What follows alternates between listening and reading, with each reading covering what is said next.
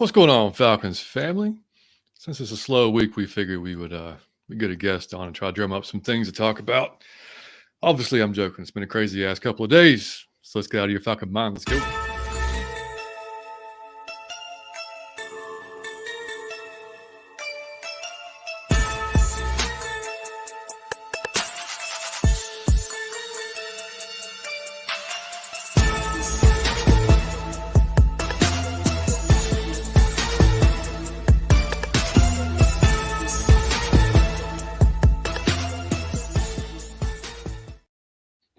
And welcome in to episode 94 of Out of Your Falcon Mind, the Atlanta Falcons fan cast. My name is John, one of your hosts, joined by my co-host, as always, Mr. Mike Cottrell. What is happening, brother? Crazy week. I'm ready to talk about some insanity, man. Man, it's the official first day of the new year, and it's our, I guess, season 3. I guess you would call it, since we started kind of halfway through 21. Oh, yeah. Okay, technically, yeah. it's season 3. Yeah. So. It's kind of it's good. It's cool. It's a special day. So, of course, we're coming to you guys from the Variety Sports Network. As always, check out Variety Sports for any other. If you're fans of any other teams, fans of any other sports, just go to the channel, check it out. Good chance you're going to find something there, man. They're growing like crazy. So make sure you give them a shout. So, buddy. Speaking of shouts, before we even get started, shout out to my man Savion for getting a writing job. John, where did you say he was writing? He is now writing for Blog and Dirty. Yeah. Blog of Dirty? No, Blog and Dirty. Blog and Dirty. Yeah, Blog and Dirty. I thought he was on some freaky shit. Hey, no. Savion, I'm proud of you, buddy. I'm happy as hell for you. My man Savion Mixon, I gotta go follow him. It's dope. That's right, man. And if you guys are obviously watching this on YouTube, smash the like button for us. Mm-hmm. And subscribe if you haven't already done that. Helps us get out to more Falcons fans. And the growth we've seen over the last couple of months has been crazy, man. Just keep it going. We're loving every minute of it. We just passed, I think we have 1,020 followers now on Twitter, which is great. So if you're on Twitter, give us a follow, man. And if you're a Falcons fan, I try to go through all of them, but sometimes our mentions get like just jumbled. So if I haven't followed you back and you're a Falcons fan, just tweet me and be like, dude, I'm a Falcons fan. Follow me. And I will follow you back. So dude, let's not waste any more time. Let's get our special guest on the show. How about it? There he is. There you go, the man of the hour. What's going on, fellas? How's it going? What's up, buddy? Man, it is great, man. A lot going on this week, in case y'all haven't noticed. Man, okay, so Daniel and I were texting back and forth on Monday. I was trying to work. it wasn't working out for me very well. Mike, I think, was somewhere off in the middle of Georgia, like middle of Black Hole. He didn't know what was going on. I didn't know what was going on. I had to text Darkness him. retreat. There you go. Pretty much, yeah, his own darkness retreat. But dude, I mean, I couldn't get anything done Monday. I mean, I was working for a little bit, then a signing would happen, and I would just go nuts, and I'd sit there and tweet and go through Twitter.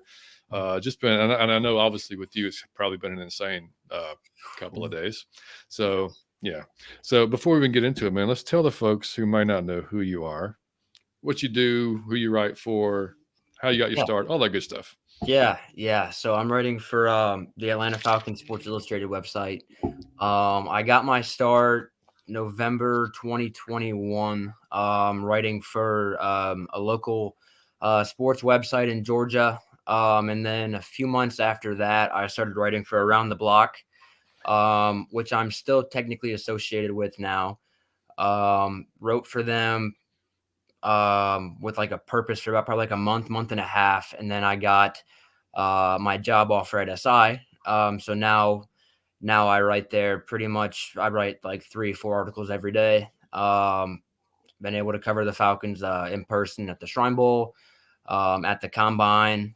Been able to experience a lot of pretty cool things in the last year, in this offseason in particular. So that's kind of my story. Kind of climbed the ladder pretty quick. And now I'm here with Out of Your Falcon Mind. So clearly the top thing that's happened this week for me. Man, have you ever been so good at a job that you was only there a month and somebody came to get you? Because I've been in jobs for years. Be on time every day, stay late, no reward. The man is so good. He was at the job for a month and Sports Illustrated. You gotta love it. Yeah, man. I do gotta brag on you, man. I mean, you've we connected with you not too far or too long after we started the podcast, and we've and for you guys watching, listening, whatever you're doing, make sure you follow Daniel on Twitter or find a way to get his articles, man, because just fantastic writer, fantastic coverage. Like, I mean, I'm not just saying it because you're on the show. I mean, we've said it over the time that we've been associated with you, man. So yeah, and thanks for taking the time on this obviously very busy ass week. To join us, man. I mean, it means the world. I've had a lot of really nice encounters with Falcons Twitter and Falcons media people in the last year, obviously, but especially the last month or so. So really happy to be on and really appreciate all the support. Mike adding on, shout out Savion if you're watching. All love, buddy. Happy for you, dude. Yeah, absolutely, man. So let's jump into chat before we get going. And by the way, chat, I'm going to do my best tonight. We've got a lot to talk about, so I'm not going to be able to go through everything, but I'm going to, just want to say hey to some folks that are already in here. Dre, what's up, brother? He said, what's going on, fellas? Rise up. Chef Terry F, baby, killing it. That he is, man. Carrie, what's going on? Carrie, what up? She said, happy to hear from y'all since free agency started and all the amazing signings have happened. Absolutely. What's up, buddy? What up? And Carrie said something that Daniel just talked about right before we got on the show. We'll get into that in a second. Pamela, what's going on, Miss Pam? Aaron, what's cracking, buddy? Aaron, good to see you, man. And James, what's going on? James, what up? Travis, what's up, buddy? Terry has his hairnet on, and he is cooking. He is damn right. Yeah, I could have found a hairnet. I got the chef hat. I found the chef hat. I could have found a hairnet. That'd have been even funnier to probably put that on him. Carrie laughing at you. Blog of dirty. Hey, I didn't know what he said. Hey, I thought he was on a whole nother vibe. Oh damn. Jordan was cracking, buddy. Jordan, what up? Kendra, what's going on? Good to see you. Kendra. Liam, what's up, buddy? Liam, buddy. That's my son, Daniel, just so you know. Oh, yeah, cool. He may have some questions for you. Yeah. I'm here to answer stuff. Davis, what up? Davis, what's happening? Good to see you. ATL here. Hey, Steven, what's going on, brother? Steven, what's up, buddy? Good to see you, man. And hi, gents. Puerto Rico is Falcons company. I love it, man. You're damn right. Worldwide. I love it. Oh, Carrie just said Jamal Williams just signed a 3-year deal with the Aints. Okay. Didn't know that. That sucks. She said they get the money for that. She just said I can't root for him. I'm with you. Oh no, hell no. Once he puts that uniform on, it's a done deal. Yeah. I mean, I can't even do that with my Alabama players when they go to the Saints. I mean, sorry, man. Man, if my grandma, if she went to the Saints, I would catch her in the parking lot. Can't do it, man. So we're going to come back. Since Variety Sports is growing, we're getting some ads. So we're going to do a quick ad. We'll be back in less than a minute, and we'll get going with the show. All right, so I'm a baseball guy, and my goal is to actually see a game in every Major League Baseball stadium. Now, I'm more than a third of the way there, and I never buy from the team's websites. SeatGeek is my first stop whenever I'm heading to a new city for a ball game. Now, obviously, they've got some other sports, as well as concert tickets, Broadway, comedy, I mean, you name it. And now, for VSN listeners, they're actually offering you $20 off your first ticket purchase. So just use the code VSN, that stands for Variety Sports Network. So that's VSN to save $20. So put that to use for some food or for some drinks at whatever event you are wanting to attend. Again, that code is VSN to save $20 on your first SeatGeek purchase. And we're back. How about that? Quick. Yeah. SeatGeek, baby. $20. SeatGeek, buddy. Yeah. All right, buddy. So you have a little something for Danny before we get going? I just say we start the show off right. Let's do it. We got Dan on the show, so let's play fucking Ice Pick Flick. Like, let's just start off with a game. Ice Pick Flick. We got Dan on the show. Dan, I gotta tell you this, man. You are like everyone's like what's it called, man? Rookie of the year. So when we're like, man, how old is he? Then when everybody said like, and he worked where? And he interviewed you, and then we all root for you. We like, damn, how did you know? Yeah. Kenny, who we just had on the show, is like a great fan. He said, man, that dude going places. So we gotta play Ice Pick Flick just to get your take on a few things. We call you Ice Pick because he's so sharp. You feel me? So here we go. Ice Pick Flick. Let's go. I appreciate that. Let's get it popping. Ice Pick Flick. First question. Yeah. What is the song you have that is on your phone that will blow all our mind? That just was like, why do you have this? Or I wouldn't expect you to be listening to this. Okay. That's a very good question. I'm trying to think about what I've listened to lately. Okay. You know what? I'm gonna go with I've got some like old school Katy Perry rolling in my Katy Perry. The honesty.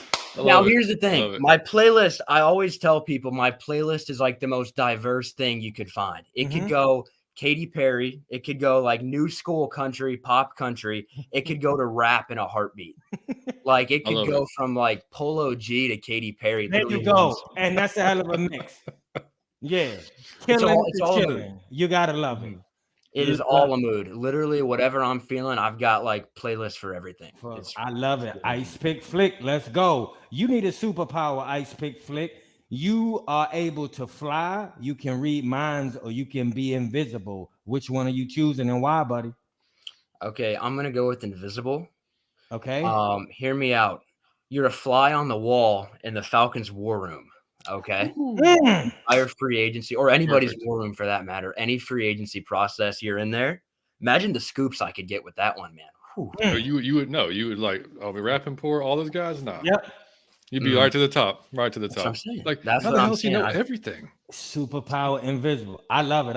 Okay. Come on, Ice Pick Flick. What is a conspiracy theory that you don't think is a conspiracy? You honestly believe it to be true? Oh,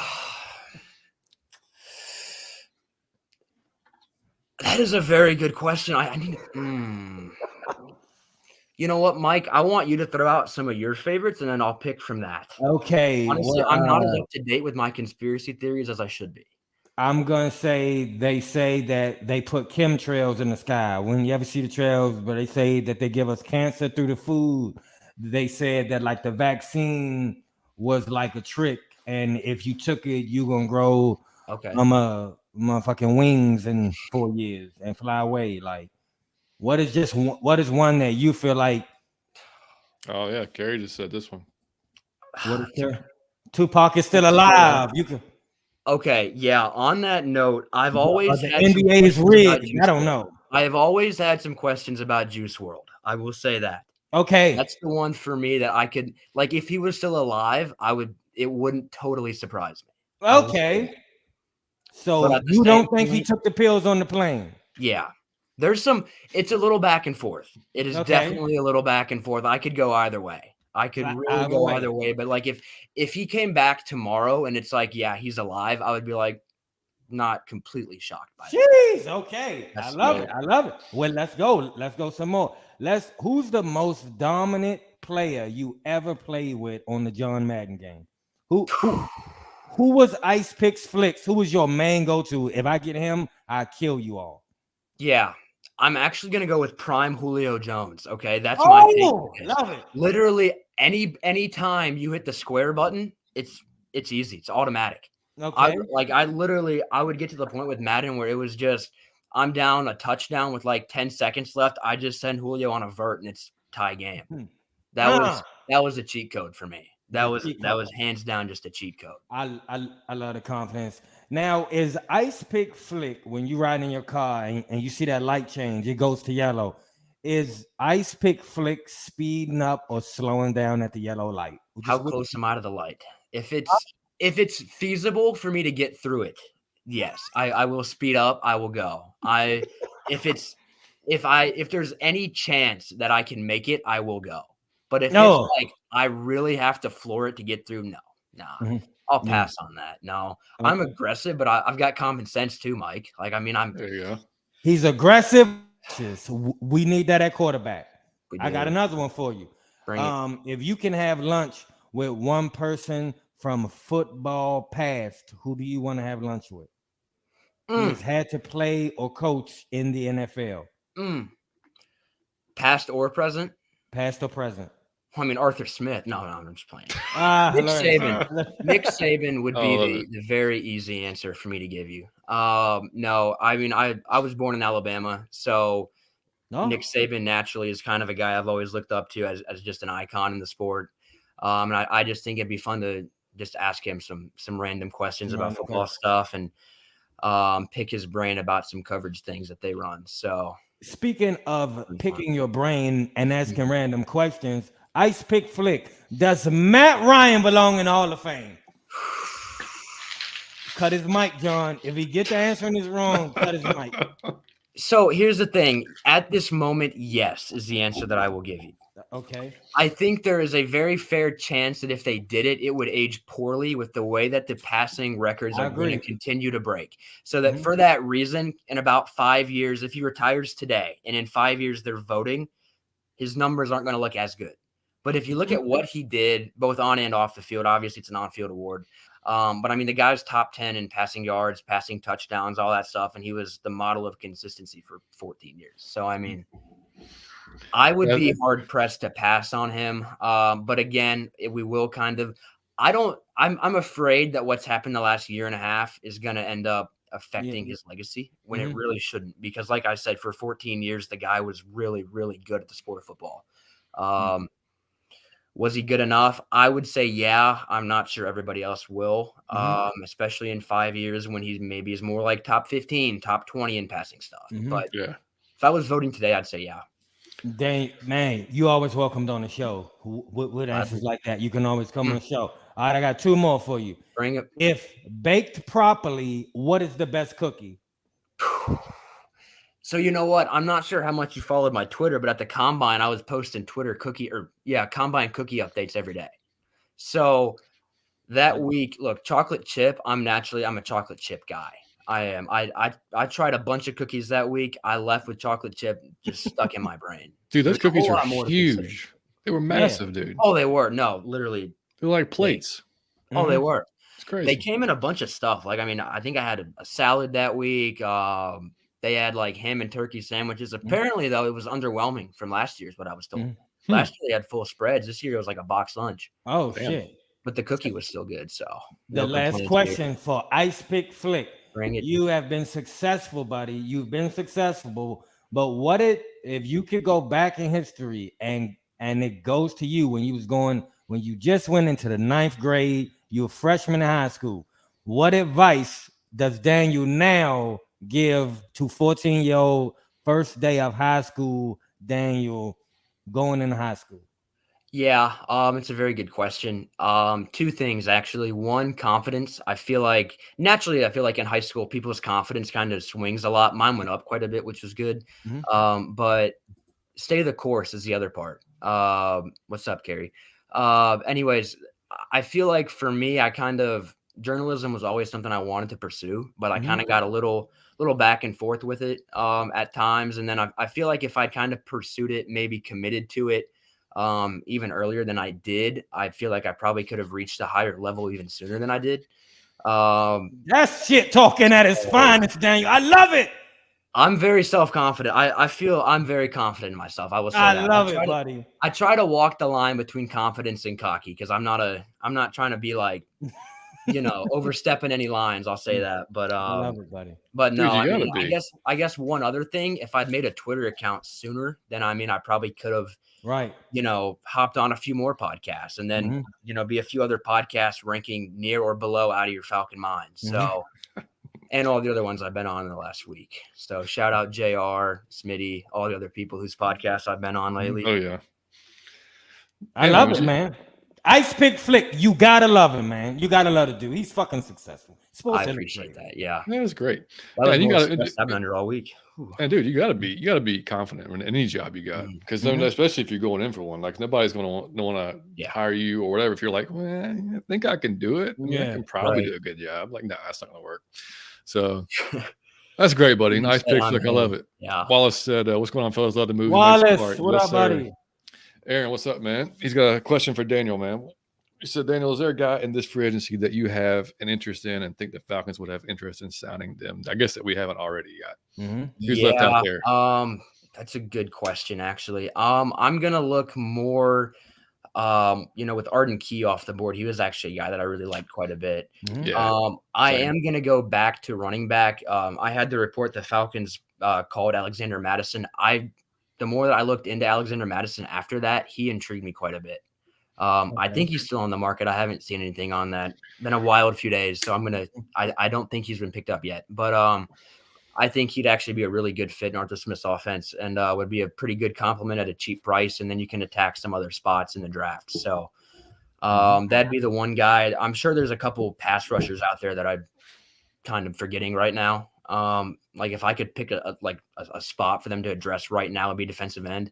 Yeah. But that market's kind of been picked apart in the last 2 days. So I'm not totally sure who all out there still, but I know Madison is, and I know that he's pretty good at football. So that is important, I've been told. Yeah, that's pretty key to the job. Yeah. And I mean, I was thinking if they do add edge now, like maybe there's a better chance they don't go 8 with an edge. They may choose to go corner like we talked about before. But if they don't add any edges in the free agency, then that whole edge conversation comes right back up again at 8, if that's, going to be a possibility. But, and you said it, we said it, and Kerry said it when we came on the show here. Isaiah Oliver, you just said a few minutes ago, signed a contract or is now with the 49ers.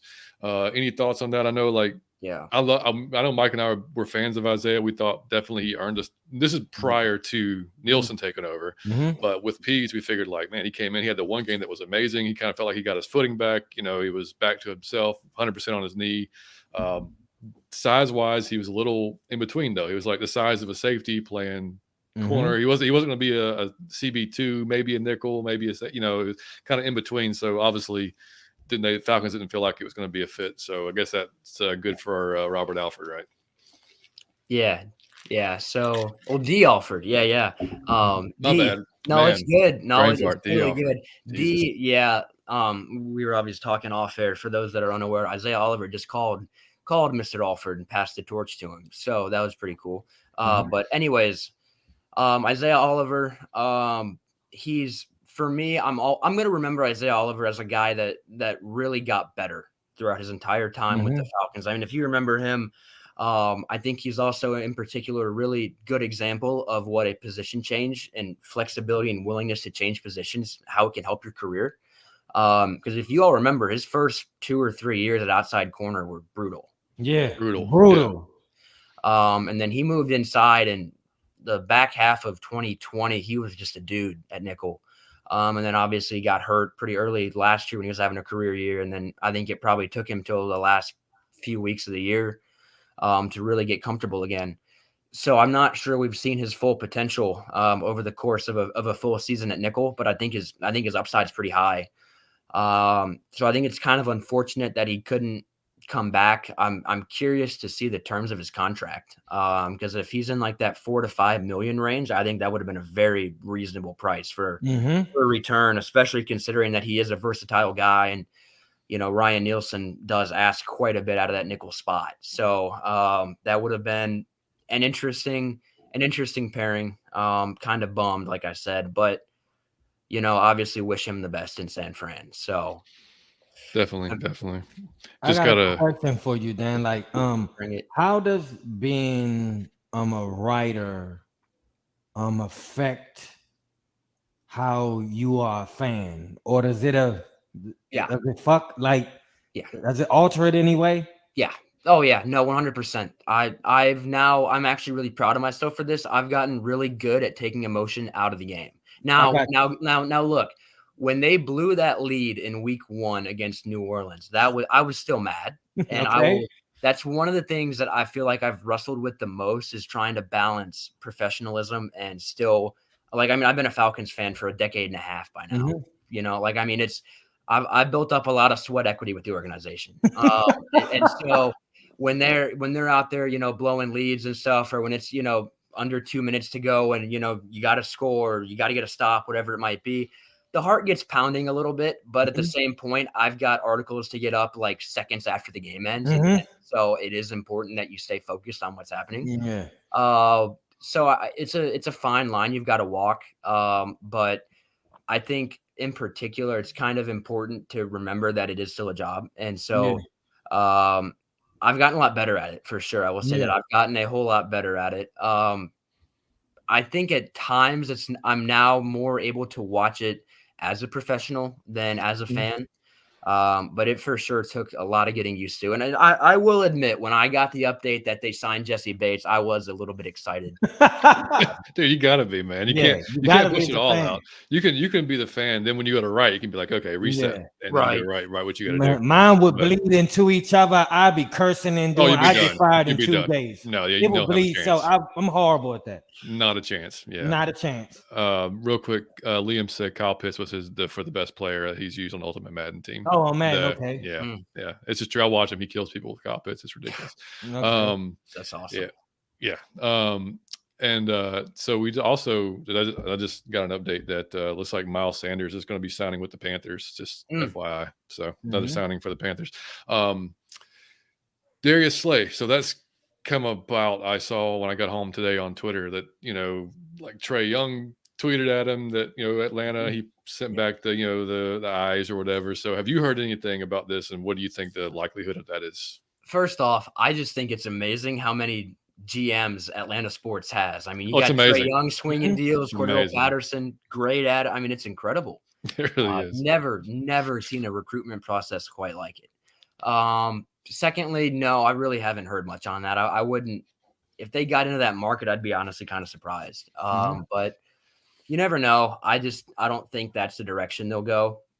I think it's much more likely they draft a corner at 8 than joining that market. I mean, I do know that they've, looked around the cornerback market, but I think kind of more of a tier 2, tier 3, rather than Slay, probably going to be like high tier 1. So, yeah. I think if they went Slay, that means we're definitely going pass rusher with that number 8 pick. I don't think we're going to, and I mean, I like Slay. It would depend on the money. I mean, for sure. I think he's 31 this year. Yeah, I think something like that. Yeah. So that'd be a hell of a move. I mean, we'll see what happens with it, but nothing on, nothing truthfully serious yet. It's just been like hearsay and rumors and stuff like that. So Kendra's got a question, or not really a question, but she said, since we brought in a new tight end, I hope that means that you use Kyle Pitts more as a receiver. I don't know, man. What do you think? Yeah, I would like to think the answer is yes to that. I also think they'll use Cordell Patterson more as a receiver next year, which naturally would take away, in theory, a few slot snaps for Kyle Pitts. But I would like to think they will scheme up more touches for him this year. I mean, Arthur Smith knows he's got to get him involved more. I mean, he knows, and it's a matter. I think quarterback play held Kyle Pitts back a little bit last year. If you look at, there was a number that somebody had where I think he missed out on about 300 yards last year from overthrows. Oh, yeah. Completely uncatchable ball. 100%. Like, I mean, even if Ritter's not throwing them perfectly in stride, if they're just catchable, I mean, the guy's got like an 86-inch wingspan. Like, just throw it near him. I mean, he's got strong hands. He can really finish at the catch point. Just give him a shot. I do think he'll be used more, though. Yeah. Yeah. Great point, Wallace. I mean, you are intelligent, sir. I love the fact that the chat is going off about Tupac and how he could be alive. It's fantastic. It's awesome. Amazing. That's awesome. That's incredible. Tupac, come back, buddy. Dre said white chip macadamia cookies. Yeah, I can't disagree with you there, buddy. Those I can't are disagree with there. Millie Mills, what's going on, brother? Millie Mills. He said Andy T. Harris, options at 8 are wide open right now. In my opinion, could go DB, offensive guard, defensive line, and I won't be complaining. I would be surprised at a guard at 8, but I wouldn't be complaining still. If it's one of the top guys, I wouldn't be complaining because it's going to be, Kendra said, did y'all see Nolan Smith's interview at the UGA Pro Day? He made it seem like the Falcons looking to pick him at 8. How would y'all feel about that? Daniel, what'd you say? I would be very surprised. And here's why. If you look at him, I want to say he's about 6'3", 245. Now, in theory, you can move him off ball. And I know people have talked about that being a good fit for him. To me, if you look at size and the way you're going to play him, you've got Caden Ellis for 3 years now. You've got Troy Anderson for 3 years now as well. It feels obviously you got Michael Walker under contract for another year. He wouldn't alone prevent you from drafting Smith, obviously, but I feel like you've got 2 guys locked up for a pretty long time at linebacker. If you're having him rush the passer, you've got Ebiketie and Malone already under contract for 3 more years as well off the edge. I think Nolan Smith's a fantastic player. I think he'll be a very, very good pro. I just don't think he's necessarily what the Falcons need at this point. Yeah, I'd agree with that. At 8, at 8, I think your hope is he becomes like Micah Parsons, that type of guy. Yeah. But I mean, you don't, there's kind of a hybrid linebacker, pass rusher type of deal.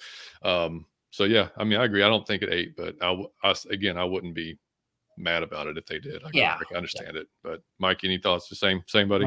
No, I just would like to know, Dan, if you got to pick one person, just one, who do you personally want to 8 as a fan, not a professional?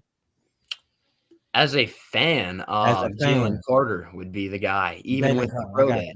Realistically, Christian Gonzalez is the guy that I've been very intrigued by the whole process. Same. I spoke with a bunch of Pac-12 receivers at the combine, and every one of them just like, Christian Gonzalez is a total stud. Like every single one of them, it's like, who's the hardest corner you face? Christian Gonzalez, like easy, no hesitation. Guy's just really good. Now, I would love to see him and AJ Terrell for the next several years. Yeah. I mean, and I was reading the thing here.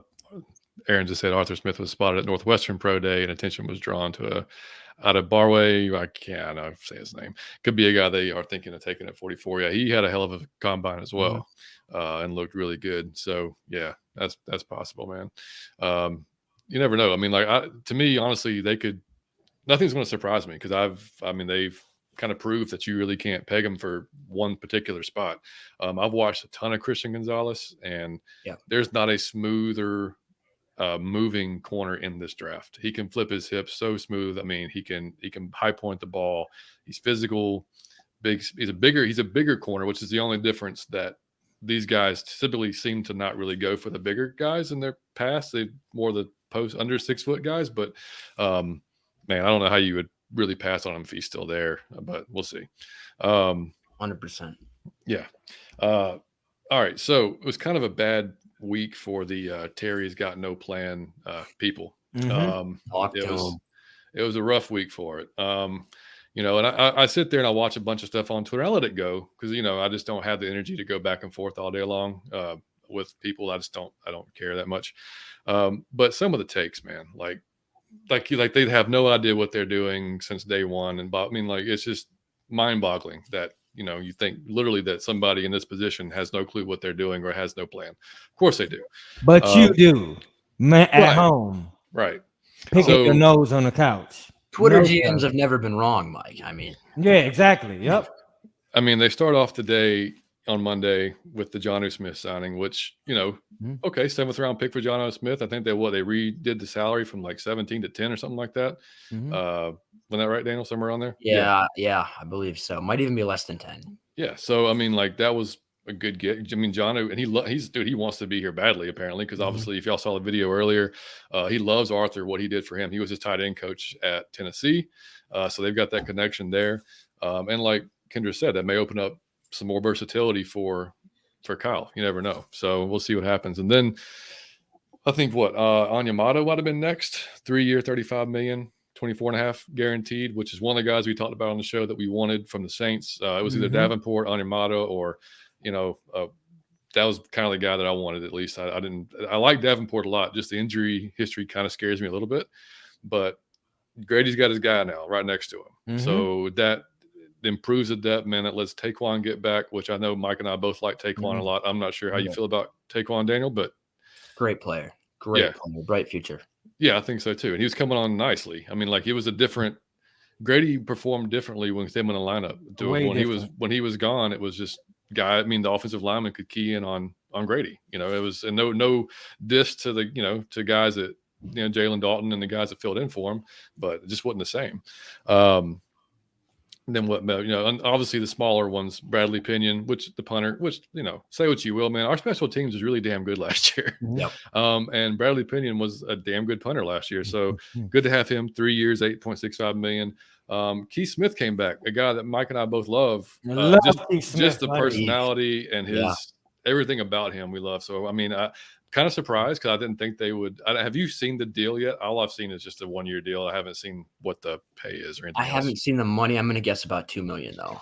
I want to say $2 million sounds about right to me. See, that's doable. Like I'm totally fine with that, especially to somebody that's so important to the run game. I mean, like I'm good with that. And then this will be, I think, maybe his 10th year in the league, so it may be winding down. So, and Arthur Smith's offense, though, we always need a fullback, so they're not going to go anywhere.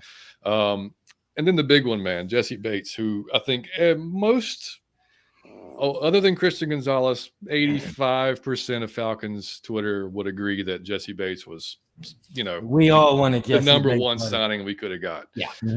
And they didn't just sign him; they made him the highest paid safety in the league. So, talk about it, man. What did you think about that, and how he's going to fit with this defense?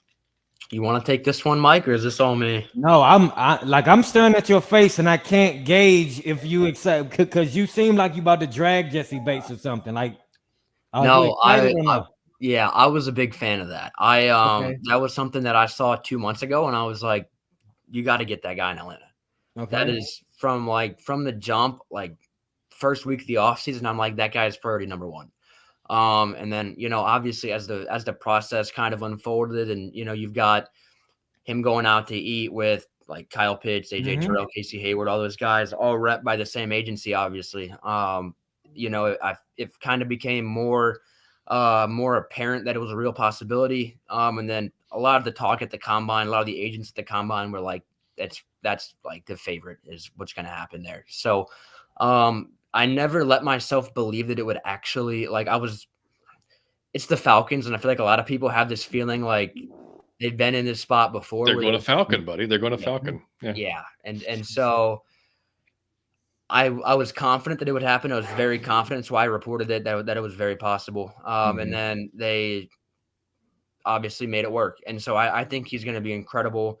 Obviously in New Orleans, Ryan Nielsen had Marcus Williams there, playing on the back end for like 4 or 5 years at a very high level.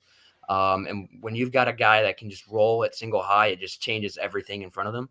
Richie Grant can now play a whole lot more strong safety in the box. And I think he's just really good working, in and around the box. I think he's an aggressive tackler and can really hit people. And so I think obviously it allows you some extra flexibility at corner, which is obviously very important too. It upgrades the whole secondary. It really does upgrades the whole defense really entirely. You can get a whole lot more creative, I feel like, with rush plans in your front seven now too, because you got a reliable, steady guy over the top. And so I think if you're going to spend big on somebody, you got to spend it on somebody who can uplift an entire unit. Jesse Bates accomplishes that in a big, big way, in my personal opinion. Love it, man. I can't say. He need to put that shit on a T-shirt. I can't say that shit no better. I love that. Jesse Bates, buddy. We love to have you, buddy. And What's going on? I want to say, here's why I couldn't write. As soon as I saw him with Kyle Pitts, I told John, "Oh, he a Falcon. He on the team." Oh, yeah. I would have reported that shit. I'd have wrote an article. Oh, he this good as done. Oh, like, yeah. So I called it then. I was already saying, "Oh, he on the team." So and when he signed, it'd have been like all caps. Like you wouldn't have done like it would have been. Yeah, your article would have been just complete shit. So, yeah. What's up, Uncle Steve? He said, make sure y'all follow Uncle Steve, man. Great show on YouTube as well, man. One of our good buddies. He said, in Isaiah's defense, he was thrown into the fire in 2018. We basically lost the entire secondary in the first couple of games that season. Yeah, you're not lying, man. Yeah. You're not lying. That's true. But I don't give him a pass because you know why? Because, man, they threw Daniel Flick in the fire at Sports Illustrated, and he came out swinging, buddy. Like, so I can't give you the pass, buddy. If I didn't see nobody else succeed, I give you a pass. I can't give you. Sorry. Love it, man. Steven said, from what I saw in Tennessee film, I expect Pitts out wide more out of the two tight end sets. Jonnu's best game is as a check down short game screen tight end. Him and Pitts both legit can catch and block. Yep. Yeah, Pitts came a long way last year with his blocking before he got hurt. I mean, yeah. So, I mean, just with that alone, man, I mean, look for some more versatility out of Pitts, man, because it's going to be, if they can use him, just imagine if they've got him out there with CP and Jonnu and Drake and Tyler and whoever our wide receiver 2 is going to be. It's a lot of potential firepower right there, man.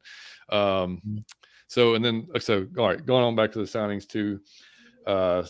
Caden Ellis, man, was probably one of my favorite of the day, because that dude kind of overshadowed a little bit by Demario Davis and down in New Orleans, but just he's got. You kind of figured Nielsen's going to bring one or two or more of his guys. Like he'd have an impact on the defense in some way, shape, or form, especially with those guys being available.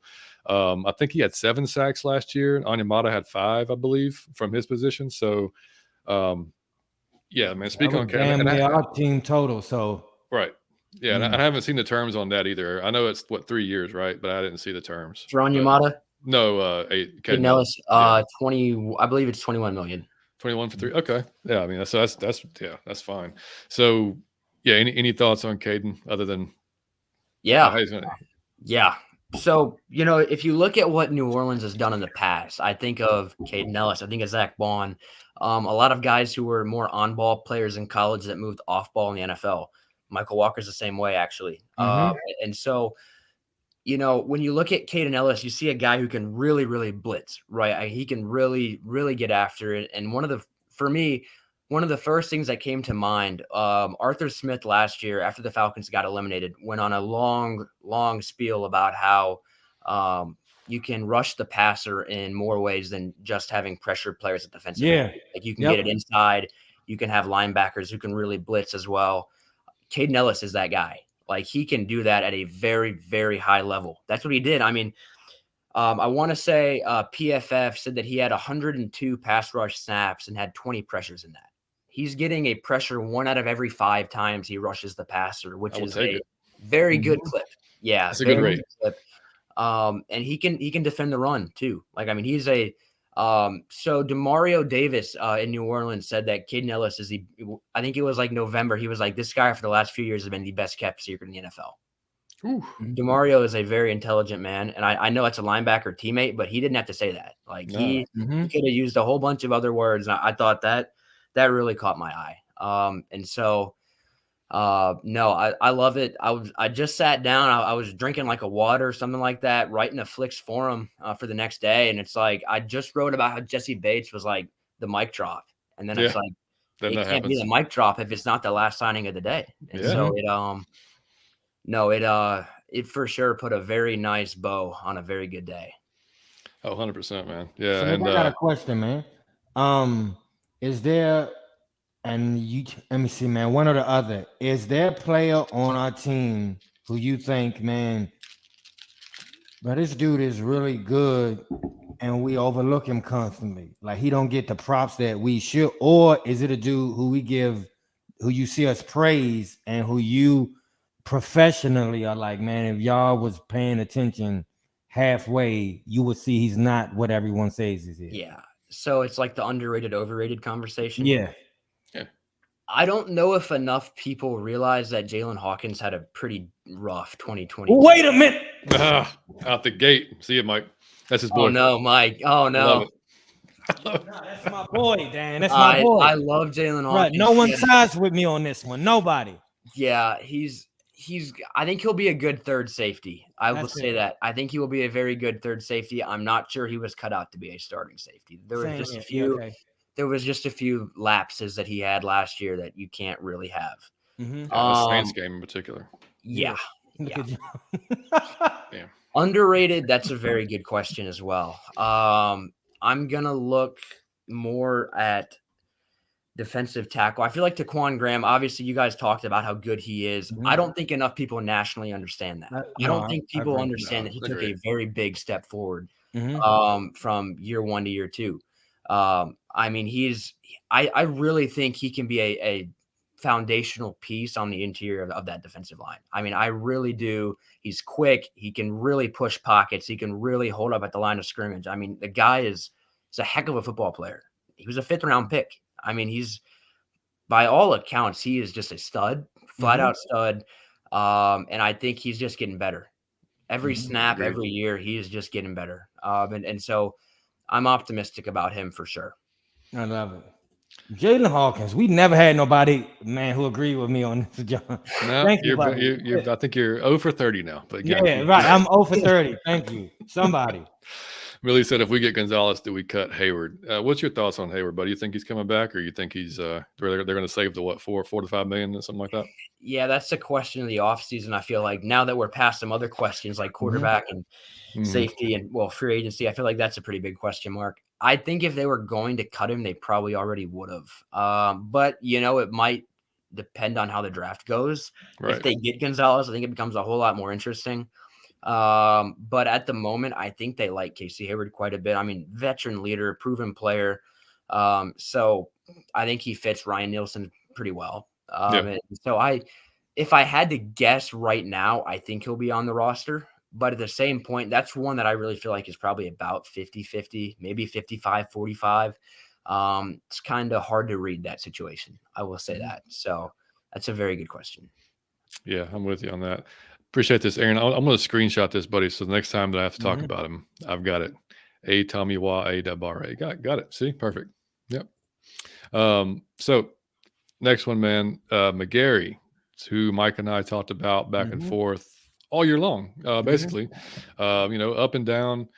Obviously, I mean, one of the top tackles when it comes to run blocking in the league. Still wasn't great at pass blocking. Definitely slow feet. Short arms, that type of thing. Some stuff he just can't overcome, but man, what a reasonable man he is, though. Oh, dude. Oh my God. Well, so, and the conversation started, weeks ago. We're thinking like, okay, if we franchise him, that's going to be 18 or 19. That's too damn much. Don't want to do that. So franchise, that came and went with, okay, we're not franchising him. So probably it's going to be a deal. So, and I tweeted out yesterday, I was like, early in the day, I said, I'm just guessing this, but I'm thinking if he's not signed by somebody today, the chances are he's coming back to us at some point. I saw McGlinchey sign. I was like, oh crap, that's going to be, what he get, like 20 million or something like that? 17 and a half, something like that. Yeah. Okay. So I was like, crap, this means that we're, McGarry's going to be around that number probably or higher. But it looks like, and I'm just totally guessing. It looks like Terry and company said, hey, man, go out there and test the market, see what you can find, come back to us. We'll see if we can match it or whatever. And I don't know that anybody, honestly, I mean, maybe he might have got some offers, but Denver, I know, was one of the teams. I don't know if San Francisco was ever actually one of the teams, but some of my buddies who's San Francisco fans kind of wanted him there with McGlinchey out the door. They thought that'd be a good replacement in Shanahan's offense. But for him to come back on that deal, man, I mean, I don't even know. Great. I'll take it all day long. Yeah. Why do you think he did that, Dane? That's a very good question. So when the news broke, I was on with JR and everybody at Pound for Pound last night. And you could go back and I remember just like, I took probably like 10 seconds. I'm just like looking off. Like, did that really happen? Just like, I was 100 after McGlinchey signed for as much money as he did. I was like McGarry's getting like 18.5, 19 million. You would have been hard pressed to have found anybody pre-free agency who thought that McGlinchey was going to get more than McGarry, and he got like 6.5 million more. Like, I mean, it's unbelievable, unreal. Yeah. But I think what happened there really is that he got out there. I'm sure he maybe got a few offers that were a little bit better, but I don't think enough better to actually want to leave. Because, you know, if you think about the way that his career has gone, it was 3 years of pretty mediocre play and then a really, really good one. And so for him, I think it's a chance to stay in an offense where he's comfortable and where he knows that he can really thrive in. And also, Lindstrom just got a really big extension too, and he's been playing alongside Lindstrom for obviously 4 years. And even before then, they actually grew pretty close at the Senior Bowl, I believe, in the pre-draft process. So I think it was really a comfort thing for him. And then also, I don't think that maybe he got the money he thought he would get.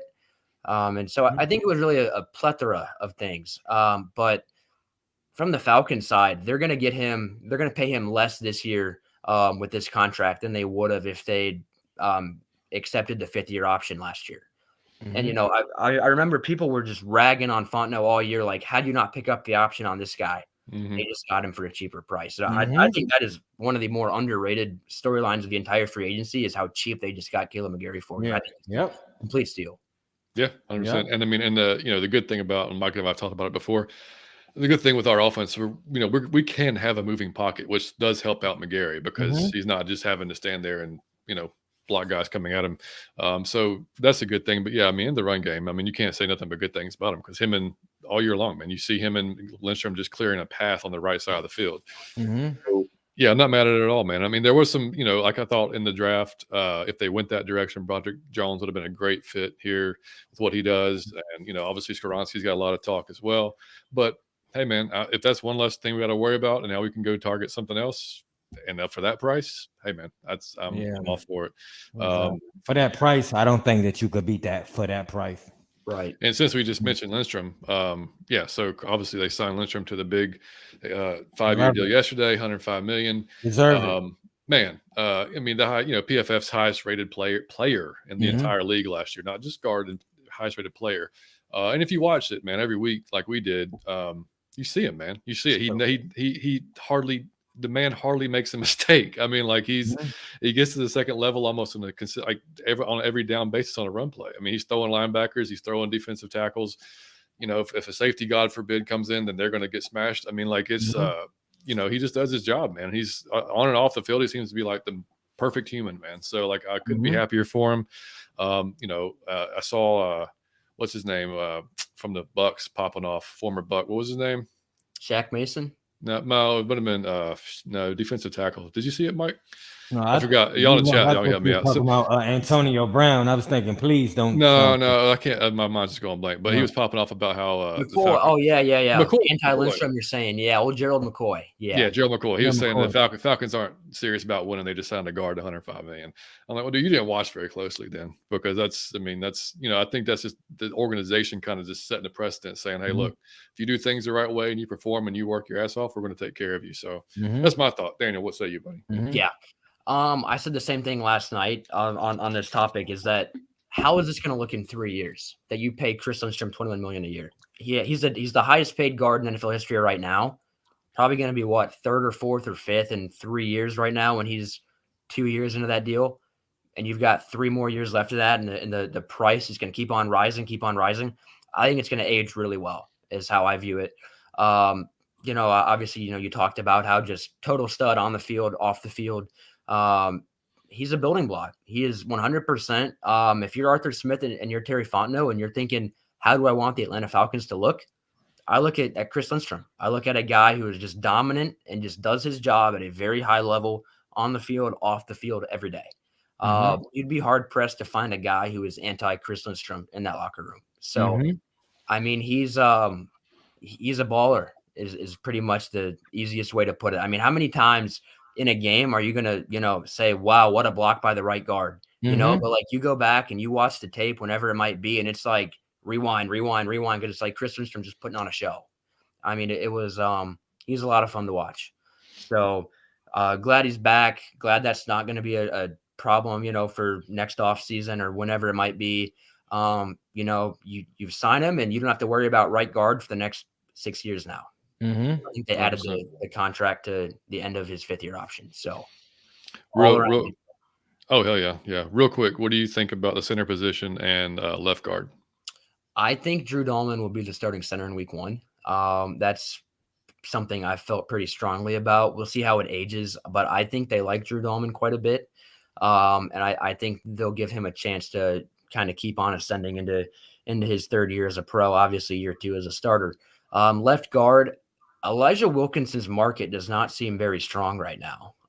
So is that a deal where he comes back on a cheaper contract like McGarry? Could be. I mean, Wilkinson played at a good level, I thought. I mean, he was kind of he was probably the worst of the 5, but I mean, he was still good. I mean, the offensive line as a whole was good. And I thought he had a lot of really good moments, especially climbing and picking up linebackers at the second level. So he'd be a fun one to have back. I think Matt Hennessy might have a shot at the job. I will say that. Like, I think if they bring Wilkinson back, it's not like you're for sure our starting left guard. Mm-hmm. And I think that might be part of why you haven't seen them more involved in the offensive line market, is because Hennessy put some really good things on tape last year. And Arthur Smith mentioned that last offseason, Hennessy didn't lose the job as much as Drew Dahlman won it. And he talked about how these are 2 very, very good centers, right? And it's not like Hennessy's just, not a competent player. So I think there's a chance he's there. But right now, I don't think you're going to see them really maybe stressed to actually add to it. I mean, Skoronski would be a lot of fun at 8. Mm-hmm. I mean, again, kind of the same thing as Lindstrom, right? You draft him, you pay him in 4 years, and you got left guard figured out for 10 years. But I don't think they'll invest that much in it at this time. Yeah. I mean, we just spent a year watching Jalen Mayfield there. So the bar was kind of low. Yeah. Low. I mean, it was a world beater. Yeah. Oh, yeah. I mean, no, I got one for you, Dan. Like, do you think, just as a fan and a professional, that we are making moves that you feel like in the next 5 years we can realistically win the Super Bowl? Because I'm saying 3-peat. I'm saying 3-peat. But what are you saying when you say, can we realistically get to the Mount Everest of the NFL in the next 5 years? I'm gonna jump in and just answer before you answer, Daniel. To me, that all rides on our quarterback, buddy. Yeah. The success of our quarterback, whoever that is, that's going to be it. So there are obviously, as you said, quarterback's big. There are a lot of moving parts. There's a lot that has to go right. But what I will say is that I think they have added the quality of players at pretty important spots that I feel like helps you win a Super Bowl. And I think what it really comes down to is, can you get guys like Ritter to take the next step? Can you get an Arnold Ebiketie to maybe have like an 8-sack year 2, then like a 10-sack year 3, and just keep on climbing? Can you get a guy like Malone to end up being a solid, steady 5 to 8 sack a year guy in that range as a complementary piece? It's all really about, can you keep on developing the guys in your building? Because you've just added some really, really good outside pieces who I feel like can help you not only on the field, but in the locker room as well, and significantly raise the floor of the team. But at the same token, I mean, it's like, if you can't get Malone and Ritter and Ebiketie and Troy Anderson, all of those guys to just play at a higher level, I don't think the ceiling is as high as a Super Bowl.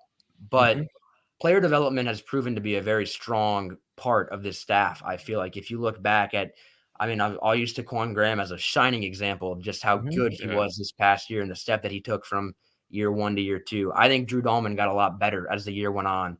I think the world of Dwayne Ledford up front. And so I think there's been a lot of really fun things. I mean, Richie Grant, I talked about him earlier, the step he took from year 1 to year 2. Player development has proven to be very good.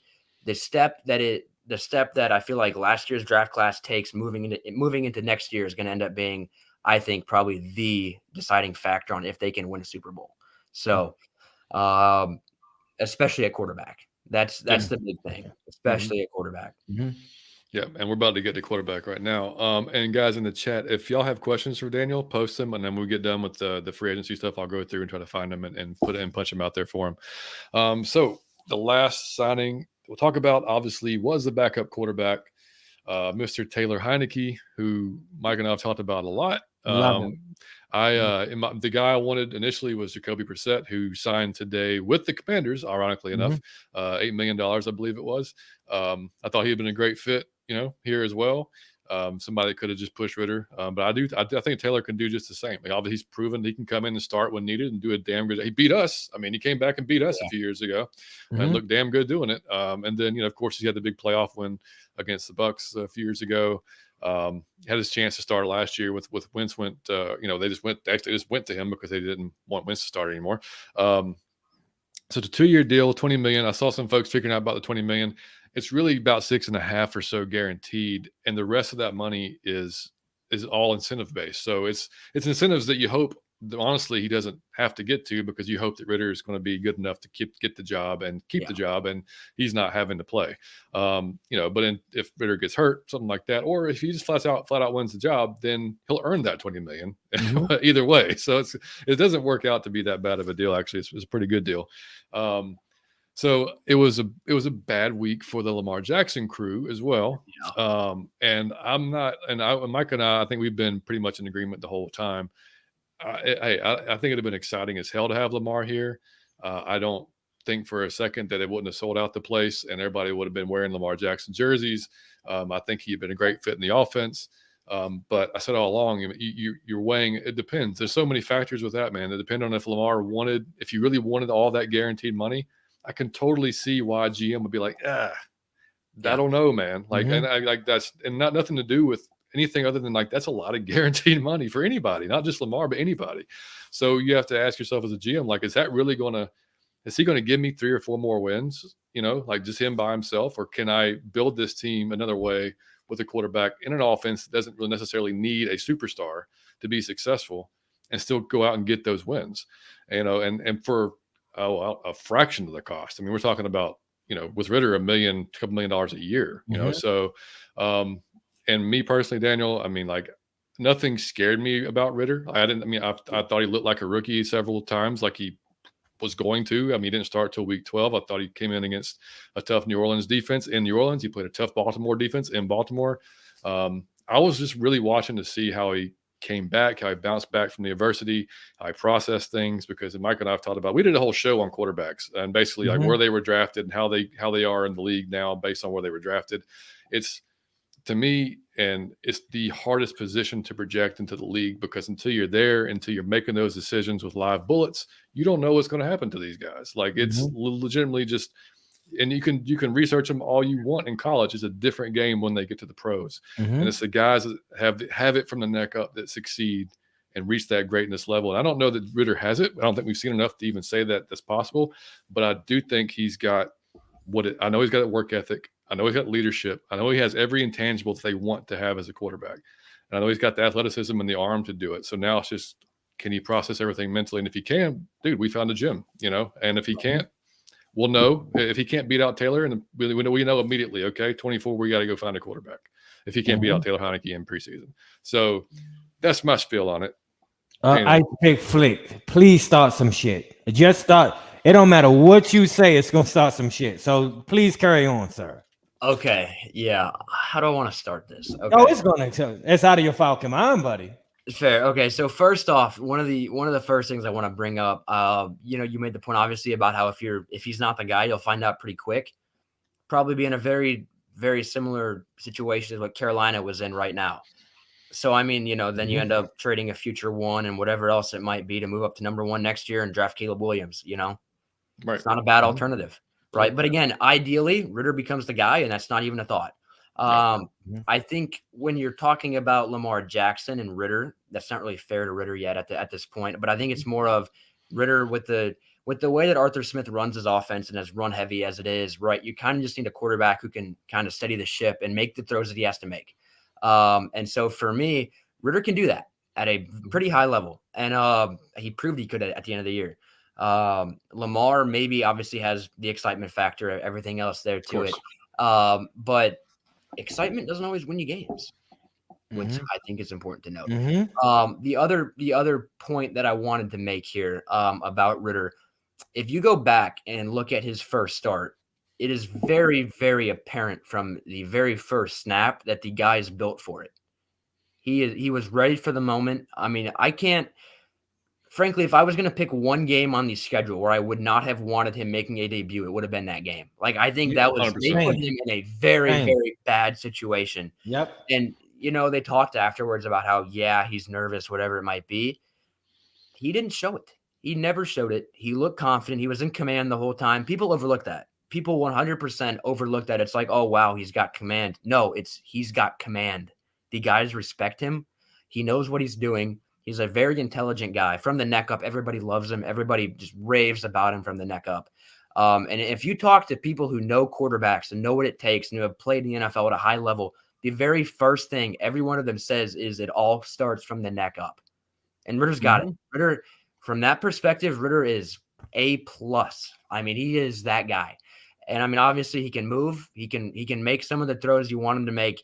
He missed a couple you would have really liked for him to make, but I thought that he made some plays with his legs that were very impressive too. That off his Cincinnati tape, like some of the play extension stuff that I honestly was kind of surprised about last year. And so to me, I'm excited for it. I mean, you know, we're not gonna find out about him until a few starts into 2023, and then, you know, maybe even a few starts after that. But the progress that he made from week 15 to week 18 was huge. You know, you can talk about the level of competition all you want to, playing Arizona, who's obviously very bad, and playing Tampa Bay's second string for the last 2.5 quarters. But I mean, he showed confidence. He showed toughness. He showed poise from the start. He showed progress. He got better every game. I mean, the guy, he did everything they asked him to do. I remember this very well.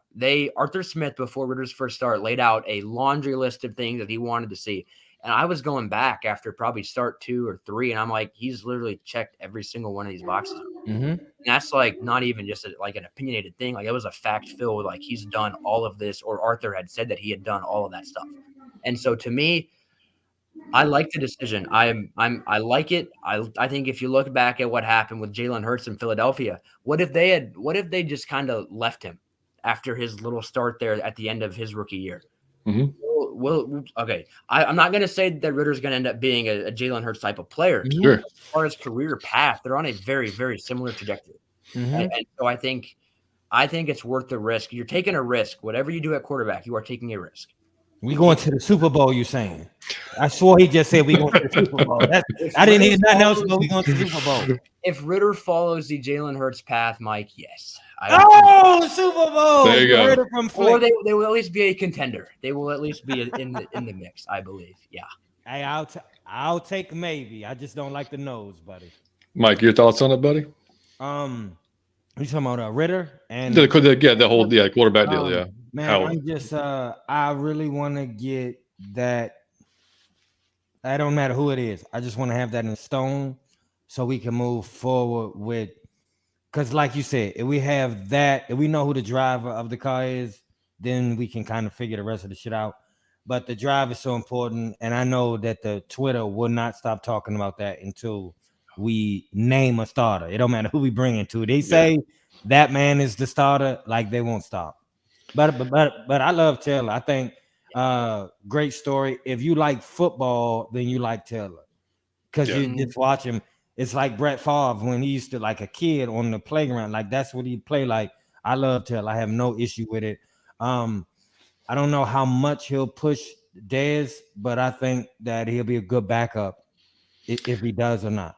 Yeah, I was listening to our boy Aaron Freeman today on Locked On Falcons, and he had the guy from that does Locked On Commanders on, and he said that man, Taylor is like loved by his teammates. His teammates, he's like a locker room guy. He's not, if he doesn't win the job, which he's probably not, because I would assume they're going to tell Desmond, hey, it's your job to lose, basically. Like, it's yours, but you can lose it, you know. So, but if Taylor doesn't win a job, he's not going to be that, you know, take his ball and go home type of guy. He's going to be there to support Ritter the entire time and help him out, with what he's seen.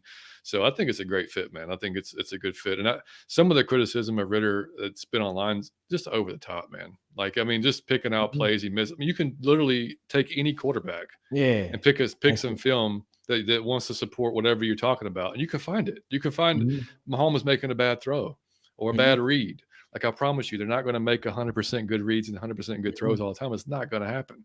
So, especially a guy with the started 4 games. So I mean, it's fine. If you go to our earlier stuff, some of it was ass. If you go to our earlier podcast, some of it was hard to. I'm telling you, like, you could do that to anybody, man. You could do it to anybody. It's unfair. Yeah, man. So it's just, it's fine to be critical, but some of the over top stuff is like, I mean, are you really a fan? Like, do you really like the Falcons? Like, come on now. But I'm right there with you. Hitting a few questions here from the chat. Do y'all think? Oh, Shane, what's up, buddy? Do y'all think Jalen Carter falls past Atlanta because he didn't have a great pro day and all the off the field things going on with him? What say you, Daniel?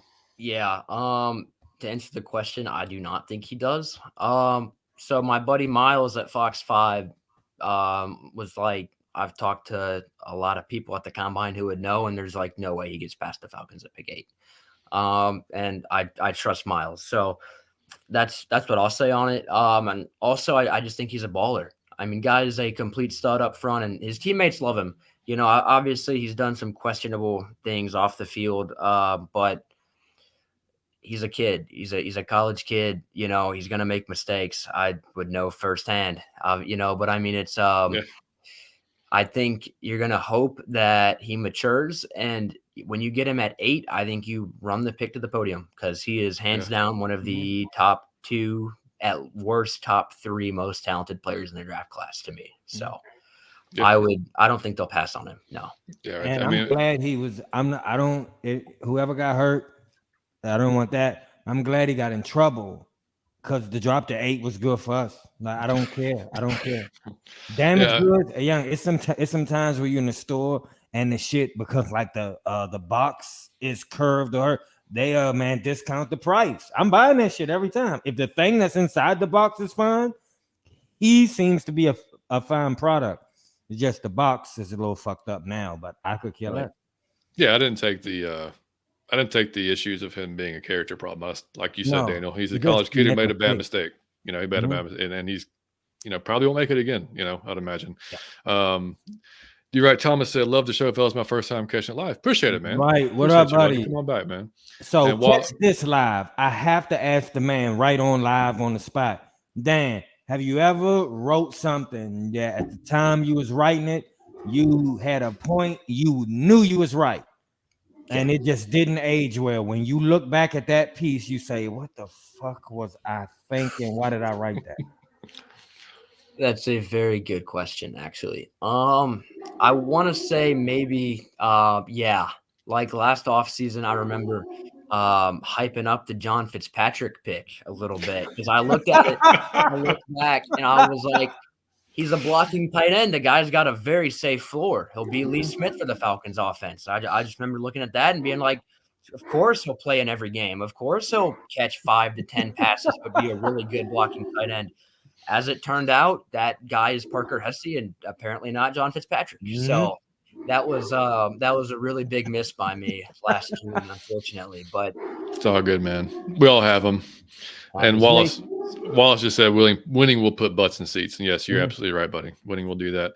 Dre said, I love Jalen Hawkins. Jalen Hawkins, really was rooting for him, but I didn't have a starter like you. He didn't, man. He did not. I'm just going through here, seeing if there's any other.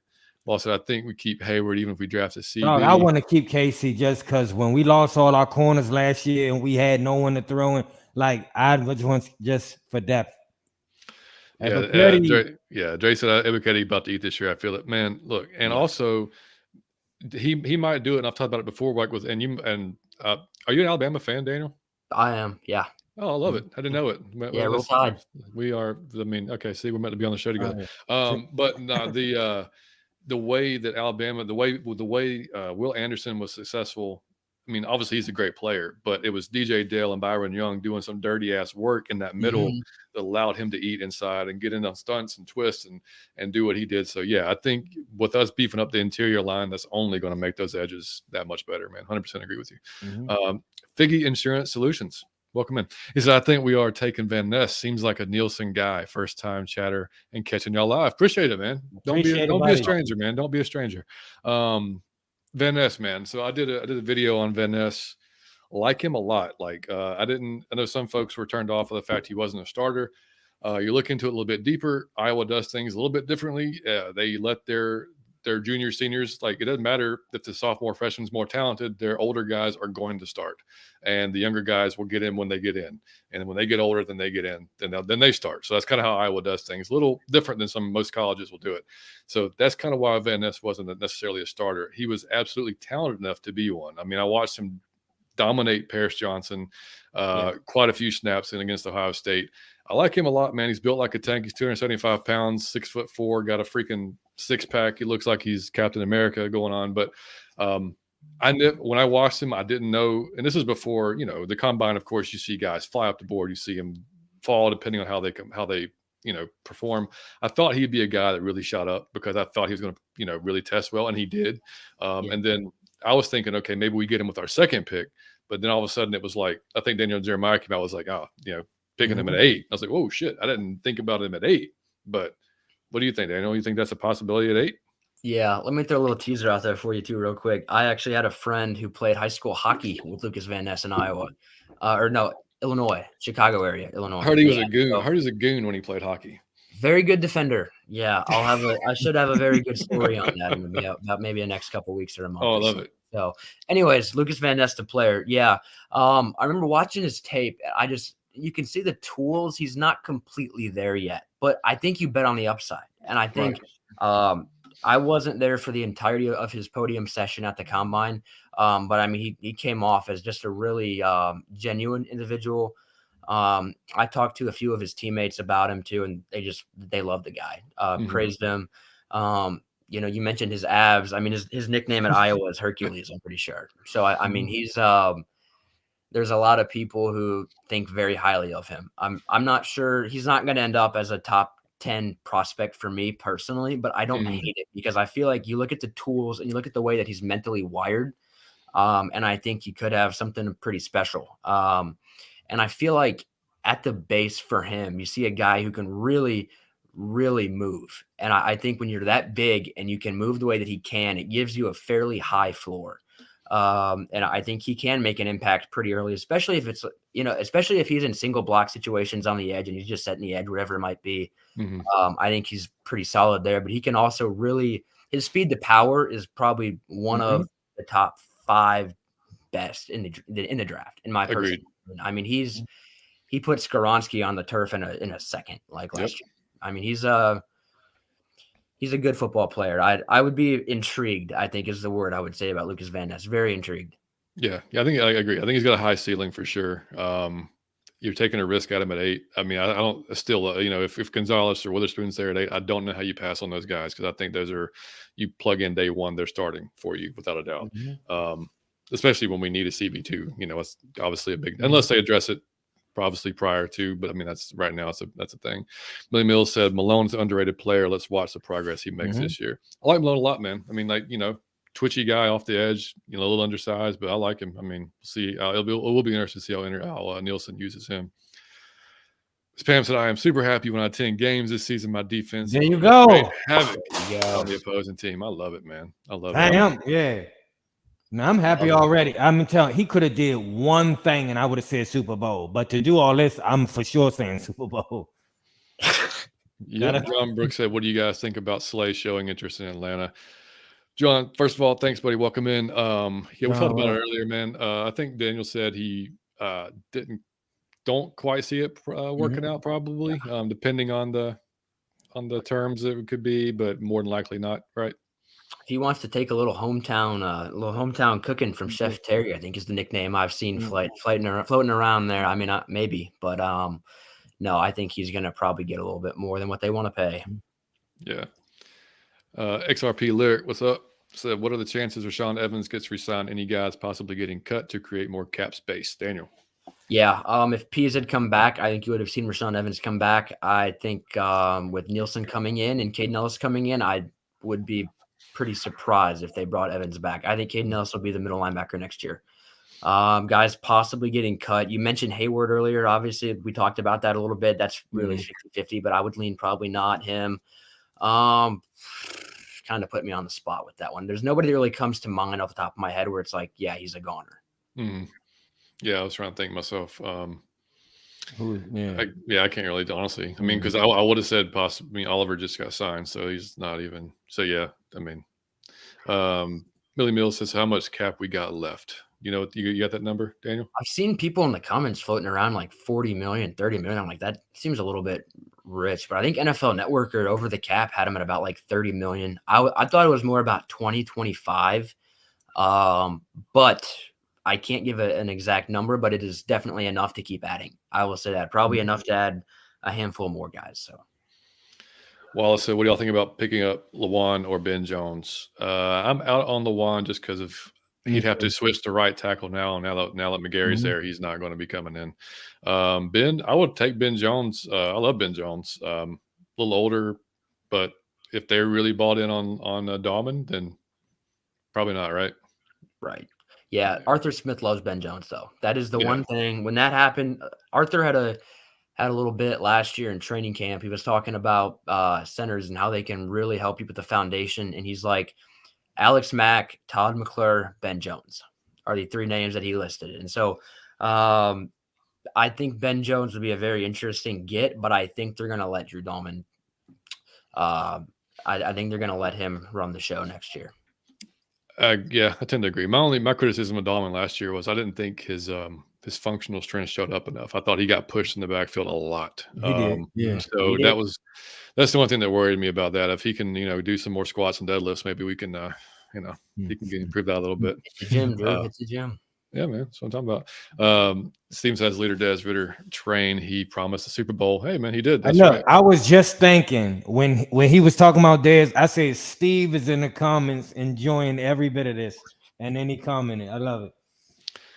Curious had to hop off for a few. Did Daniel say if the draft was tonight, who he would pick at 8 in our with our free agent signs made so far? Yeah, I think Gonzalez, right? That's your if he's there, yeah. Yeah, it's tricky though, because I'm not sure if you saw, but I had like a trends article on corners recently, and it's like all the guys that they've targeted have been like 5'11", 190 or pretty much lighter. There's like no examples of a guy being 6'1", 197 ever with Jerry Gray, with Ryan Nielsen, really, with Steve Jackson. Like there's nobody. All of the guys that should have a say in that, there's really no history of anybody that size, height, or weight. But I think Gonzalez is kind of the top corner for a lot of teams in the NFL. And so I think I'd have him as the favorite if the draft was today. For sure. Kerry said, wait, John, why is it on the QB determine if we get the Super Bowl in the next 5 years? That's a good one, Kerry. I'm glad you put that on it. Go ahead, John.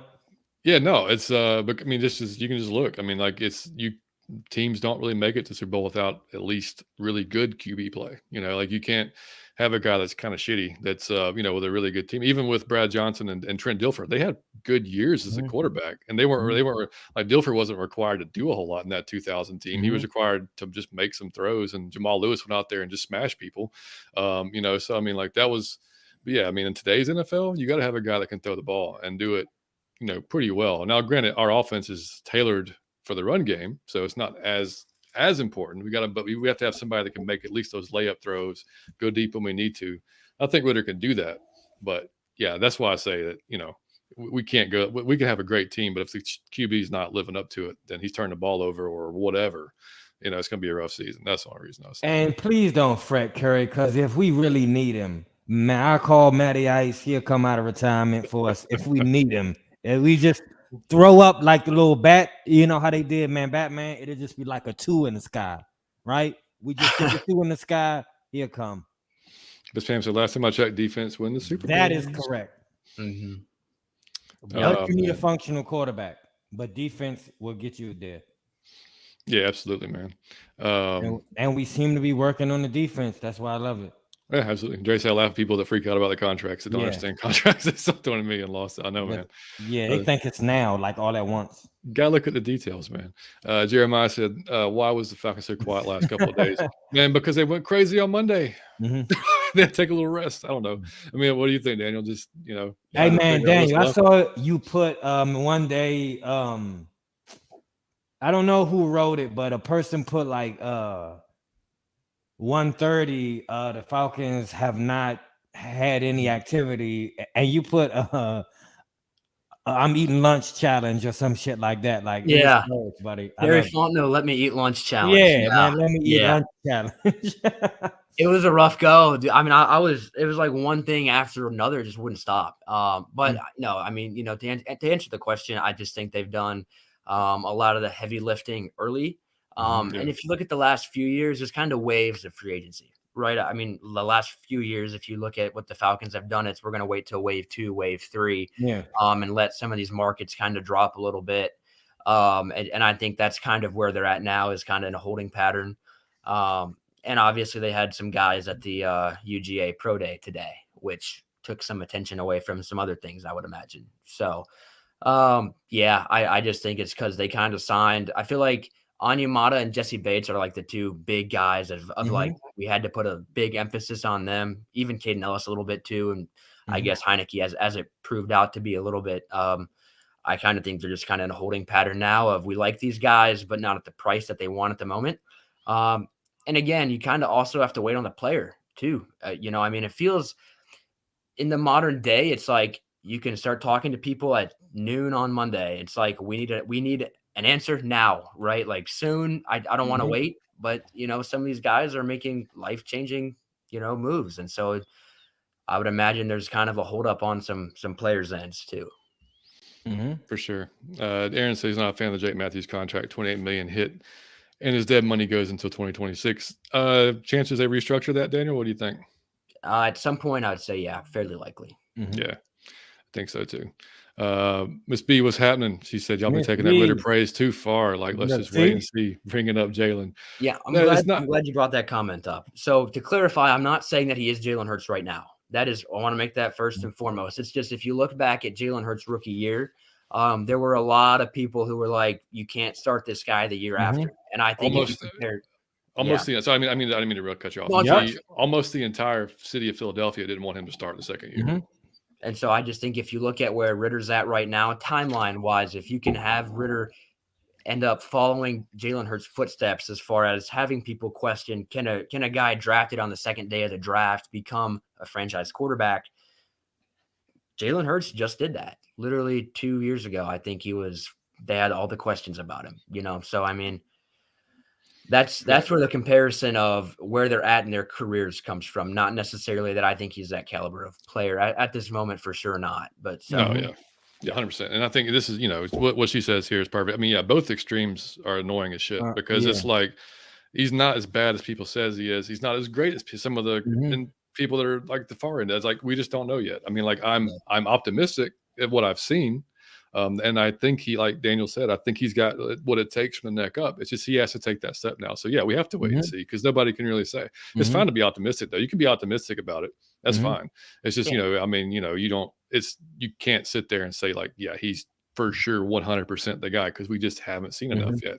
After this season, yeah, when we're into the season, then you'll have an idea. Like I said, I mean, and I'm not even, please don't get me wrong, I'm not comparing him to Peyton Manning. Peyton Manning had a terrible rookie season. Terrible. The entire season was horrible. Terrible. And then look what happened. So, I mean, and I'm not, like I said, not saying that at all, but it's just saying sometimes quarterbacks take a little bit to develop. So it just depends on how quickly they do that.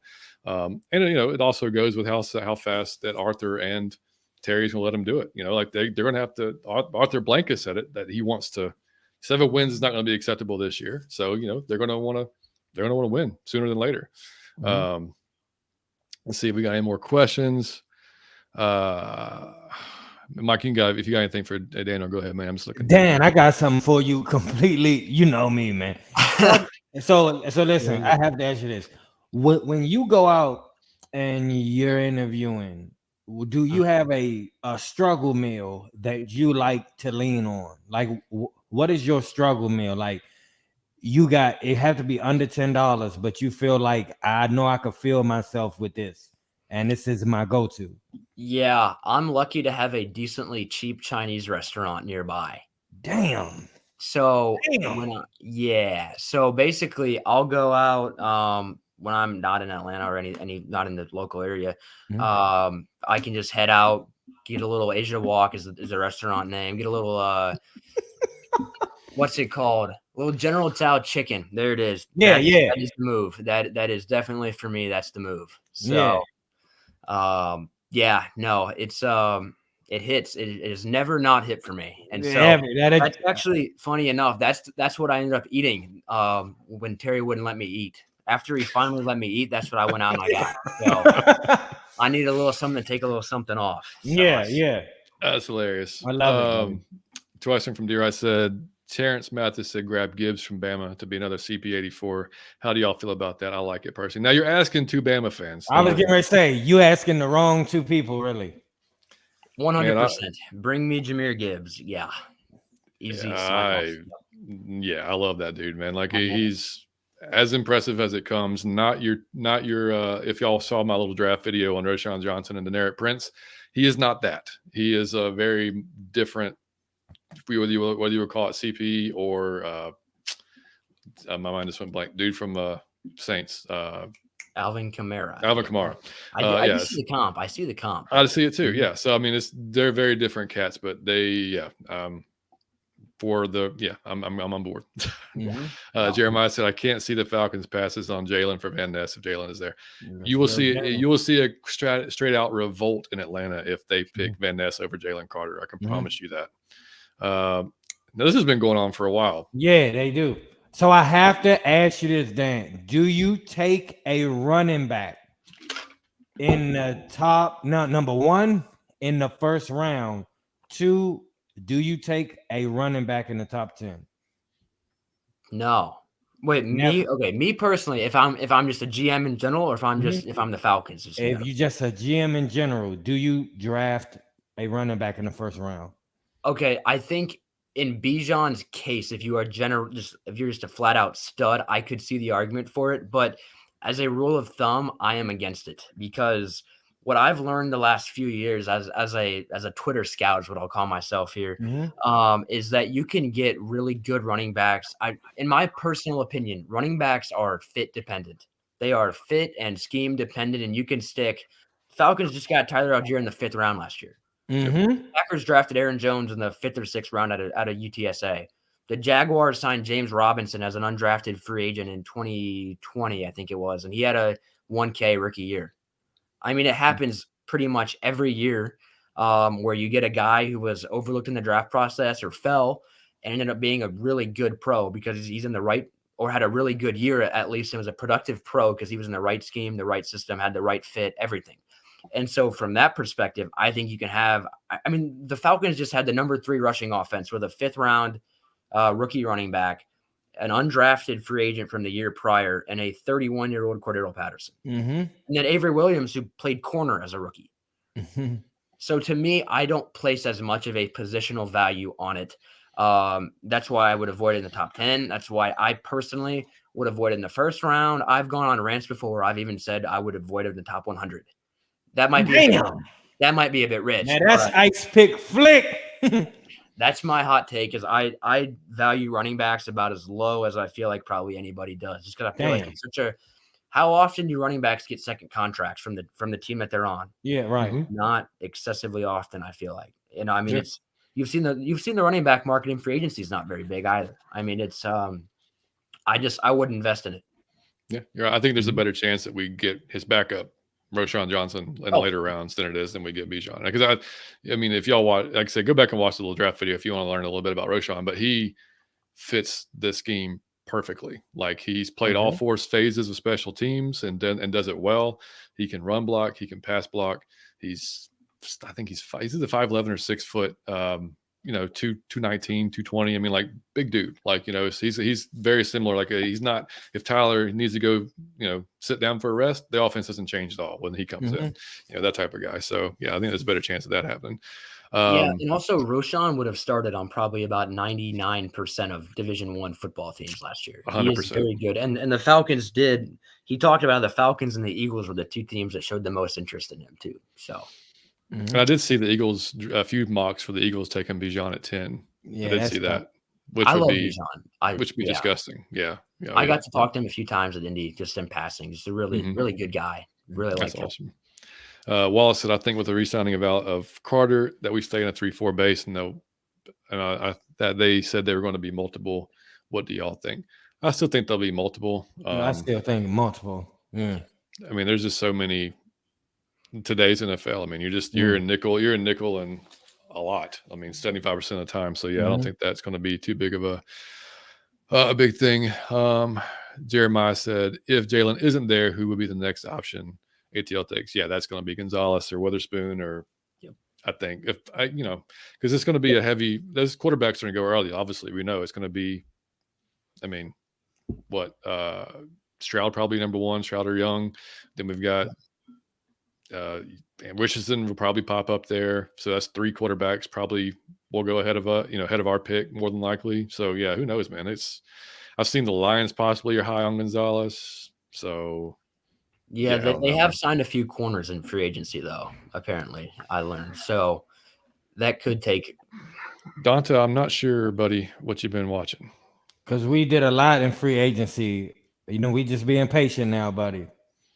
Yeah, we're doing good, man. I think we can't. I don't want us to blow everything because I'd like to have a little bit of space into the season in case nothing is worse than being in the strip club and spending all your money and then seeing the bad stripper. Calm yourself, pace yourself. I mean, I don't, like I said, if they go use it all, great. But I mean, I'm fine if they don't. And we, because how, before the trade deadline, if somebody pops up that we can go get, if we're doing really well and we can add somebody to the team at that point in the season to push us over the edge. Hey, I'm all about that too, man. Like I said, folks still doubt Ritter's talent without giving him a chance. Yeah, that happens. And then Don said, I really want our Falcons to sign Slay so badly. Yeah, it's possible, man. It's possible. Let's see, man, what is this? Millie Mills said him and Liam are talking, but I'll trash you with Liam. Man, this is hilarious. And if Liam said last year, welcome to try. Liam, buddy. Oh, talking shit. Oh my goodness, buddy. If you get smashed by Millie, man, I ain't gonna hear about it. That's all on you, buddy. Michael said that's the big issue with Ritter. He wasn't taken in the 3rd round and not the 1st. Folks hate on him because of that. No QB start as a rookie. I'm a superstar. Give him time and support. Yeah, man, you can look at pretty much any draft. I mean, 1st round quarterbacks hit at about 25%. So I mean, it's not a high rate there anyway. I'm checking to see if there's any more questions left here. If I miss you guys, I'm sorry. I'm trying to scroll through it. Do y'all have questions for Mr. Flick? I know y'all got something. I got one. Man, when they do like the swimsuit thing, just call us, buddy. Just call out of your Falcon mind. We're gonna come support you, buddy. We just want to be there, honestly. So yeah, I got you. I'll be sure to keep that one in mind. Please. Mike always showing love to the strippers. You gotta care about the strippers, Curry. They said Cardinals might take Gonzalez. They didn't. Yeah, they did just lose Byron Murphy. Yeah, it's possible too, man. Yeah, I've seen but I keep seeing Tyree Wilson mocked to them every time. So maybe they're high on him. I don't know. All right, man. Daniel, we've kept you an hour and 37 minutes, man. We will. We typically do like underrated, overrated. We'll do that next time you're on the show when we don't have so much to talk about. Yeah. One time though, I have to do one. I have to do one. Tear it up, man. Because it has something to do with Mr. Flick here. And it's overrated is being humble. And I'm gonna tell you why. Daniel is the most casual person you've ever seen to say some shit important and then just keep going. Like this what he do all the time. He'd be like, yeah, because when I was talking like to Matt Ryan, but we was having pizza that day, and I'm like, how did you gloss over that shit? You really don't just gloss over the fact you talked to Matty Ice. You chill there. You got to express that. So I say this. You all, it's a few people out there that are just great at your job, at whatever you do.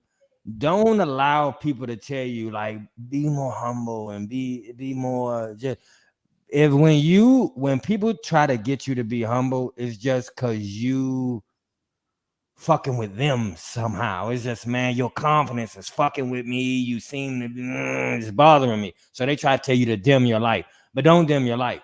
Cause you, my friend, are doing big things, and that's it. Y'all I swear to God, like his Twitter even do that shit. He'll go on Twitter and be like, yeah, I was just speaking to like Jesus Christ in the corner. But then we went and had donuts, and I'm like, you just don't. How did you get over to Jesus? You just talked to Jesus, and you're not going to dwell on that. But I always think that this dude is super humble because he just won't dwell on that. He won't hype himself up like that. But this dude talked to really important people, and he talked to the college players and like the NFL players and the staff and all that shit. There's not a lot of people on Twitter who have access to where he got access. The shit I would be talking, I never let you people forget it. Yeah, I would never let you forget that I had some access that your ass didn't have. But I feel like he handles it very humbly and very great. And man, we love you, buddy. Just happy to have you on the show, man. I truly appreciate that. No, it really, really means the world. It's for sure. It's been a blessing to be able to come on with you all and talk to some of the guys I've been able to talk to this year. So whenever y'all want me back on, I will try. Try my very hardest. Obviously, you got a lot going on, but I'll make time. I'll gladly make time. Of course, man. Yeah, and I'll do a quick one. Underrated, man. Gratitude, man. So, and just like Mike said, if you not enough gratitude is shown these days, man, whether it be to your damn Starbucks barista or the person at the drive-through or whatever, man. If you think somebody's doing a good job, man, just tell them. It may make their day. They could have having a shitty day. It may make their week. You never know, man. Just say, hey, I appreciate the work you do or whatever it might be, man. It goes a long way. I know. I mean, everybody, if they tell you they don't like hearing that, they're lying. Everybody likes to be told they're doing a good job or that they're appreciated. So don't forget that, man. I just had to throw that in there. Real quick, man. Millie Mill says, hey, Flick, you think Tank Dell can replace Oz? I don't think Oz is going. I think I love Oz. That's just my opinion. Go ahead. I love Oz. Yeah. I in theory, skill set wise, yeah. I would look more for Tyler Scott to be that type of player. I will say that. I do know there is some interest there. So. And what do you think about Michael's comment here? Is there something developing with him that folks should be concerned about? Jalen Carter failed to finish his workout today. Yeah, I kind of back with what we were saying. He's a college kid who has had a very, very tough 2 months in his personal life. I'm sure his agent is not very pleased, and I'm sure the media people on a national scale will probably tear him apart for that. But the guy's had a really rough couple months, so I don't hold it. I think he'll be okay. Moral of the story, I think he'll be all right. Yeah, I agree. You are hilarious, Terry. I'm just laughing while I'm trying to fucking listen to him, but she got me laughing. See, Dana says, literally me watching and listening to Mike every show, big smile on my face and laughing from his crazy shit. He says, yep, that's pretty much it. Yeah. So, all right, Dana, man, we appreciate you, man, so much for coming on with us and spending, like I said, an hour 40 with us. Obviously, a ton to talk about, man. Last year was pretty boring around this time of year. We didn't have a whole lot to talk about. We could have just skipped right through free agency and it'd have been just fine. But man, thanks for taking the time. We know you're busy as hell. Whenever sometime before the season, we got to get you back on. Whenever it's kind of maybe the slow part, we can come back on, just have some fun and have a good show, man. So we the rookie of the year, but he is the real rookie of the year, dog. He skipped the college. He went straight from high school to the pros. It's not a lot of people that can do that, man. I appreciate you guys. I really do appreciate all the support. It means the world. Yeah, man. So you guys watching, like I said, make sure you hit the like button for us. It helps us out so much. If you're listening to us on iTunes or Spotify, just drop us a 5-star review. It helps us on those platforms. We will shout you out on the show if you write us some kind words on iTunes. And if you want to email us, it's atlfalconfancast@gmail.com. We do have merch. And shout out, man. Dude just tweeted us earlier, man. And I was going to just shoot him on the show here because he bought a shirt, man, and he put it on Twitter. And he was going at Myler Tortier, I'm going to say. I hope I'm pronouncing that correctly. He's got the shirt, and he's going to eat all-you-can-eat wings With the shirt on. I love it, buddy. Come on. That's ideal, man. You got the shirt and you're going to eat all you can eat wings. But they look like this. Mine's pink. You can kind of see it here. But you can there's different colors, man. We've got hoodies, all that stuff. I'll put the link to the store in the description of the video if you guys are interested. Feel free. We always appreciate the support there. Again, follow Variety Sports Network on YouTube. If you're fans of other baseball teams, hockey teams, wrestling, college basketball is heating up. They got March Madness shows going on. Make sure you check them out. Always good shows there and good host. I think I got everything now. Mike, am I forgetting anything, buddy? Am I good? That you got two options is that you can be inside of your appropriate mind or you can be out of your Falcon mind. It's really up to you, but you got to pick. Michael, we appreciate you, man. Thanks for tuning in, buddy. And Mama Cottrell popped in. Mom, great show, John and Mike. Nice. I love you, Mom. Oh, man. Yeah. Hey, we appreciate that, Gary. All right, guys. So we will catch you guys. This is Wednesday. Unless some just craziness happens and Mike and I can get it into our schedule, we will see you next Wednesday for another show. But like I said, if some crazy signings pop up or, maybe if there is an off-the-wall signing like a Darius Slay or something like that, we might pop in here and do a show. If not, we'll see you next Wednesday. Is on the way too. It's getting close to 100. Yeah, we got Matt Ryan on the show, man. Daniel Flick on the show, man. Obama said he gonna pop in. Hey, Steph Daniel Curry gonna be here. You won't want to miss 100. Hey, for real though, Daniel, if you want to pop in on 100 for like 2 minutes and say, we're going to have just like kind of open, just have fun with our 100 show. So I'll keep you posted on that. Time and a place, and I'm there, my friend.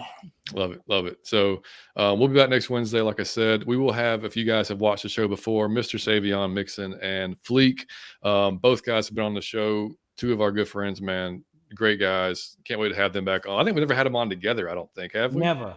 So we're gonna have so much. It's gonna be so much fun with those guys. It's gonna be amazing. Kendra, appreciate you so much, man. So excited for the next show. Miss Davis, always appreciate it. Thank you so much. So Carrie, of course, love you guys. Love you guys. Jesus Christ, I'm just here talking. But anyway, all right, you guys have a great weekend, a great rest of your week. We will catch you next Wednesday. Stay out of your Falcon mind, Mike. Flick said Matt Ryan belongs in the Hall of Fame. You heard it here first. Out of your Falcon mind. Peace.